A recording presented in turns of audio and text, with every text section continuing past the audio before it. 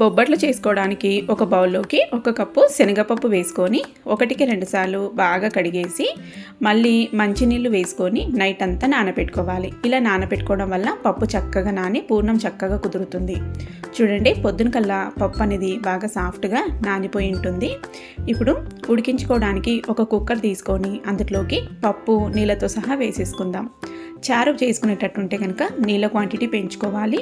లేదు మేము చారు చేసుకోము అనుకుంటే ఈక్వల్ రేషియోలో వేసుకుంటే సరిపోతుంది. కొంచెం నూనె వేసుకొని మూత క్లోజ్ చేసి 2 విజిల్ వచ్చేంత వరకు ఉడికించుకున్నారంటే పప్పు అనేది చక్కగా ఉడుకుతుంది.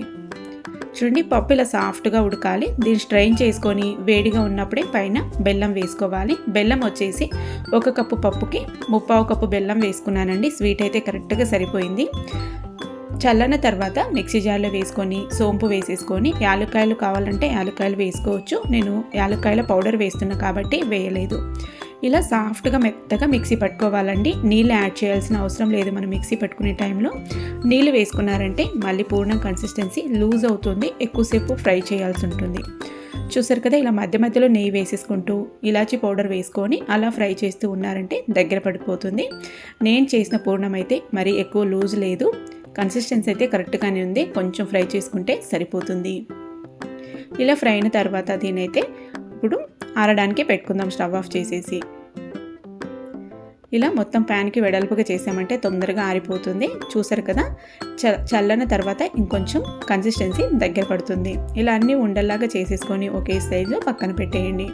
పిండి ఎలా నానుకోవాలి అనేసి లాస్ట్ వీడియోలో చూపించాను కదా, చూడని వారైతే ఉంటే కనుక స్క్రీన్ పైన ఇస్తాను, ఇంట్రెస్ట్ ఉంటే చూడండి. మనం పిండి నానుకునే దాంతోనే ఉంటుందండి బొబ్బట్లు ఎలా చేసుకుంటాము, ఎలాగొస్తాయి ఎలా లేదని. పూర్ణం బయటికి రాకుండా చక్కగా కుదరాలి అనుకుంటే పిండి కూడా చక్కగా నానపెట్టుకోవాలి. అలాగే పూర్ణం కూడా కరెక్ట్ కన్సిస్టెన్సీలో చేసుకోవాలి. పూర్ణం బాల్ కన్నా చిన్న సైజులో పిండి బాల్ తీసుకొని ఫ్లాట్గా చేసుకొని ఇలాగా బటర్ షీట్ పైన కొంచెం నెయ్యి వేసేసుకొని ఇలా పూర్ణాన్ని ఫిల్ చేసుకున్నారంటే పూర్ణం బయటికి రాకుండా చక్కగా మనకి కావలసినంత పల్చగా బొబ్బట్లు అయితే చేసుకోవచ్చు. పైన ఇంకొంచెం నెయ్యి రాసేసుకొని ఇంకొక బటర్ షీట్ పెట్టేసుకొని ఇలా స్ప్రెడ్ చేసేసుకోవడమే. కావాలంటే చపాతీ కర్రతో చేసుకోవచ్చు.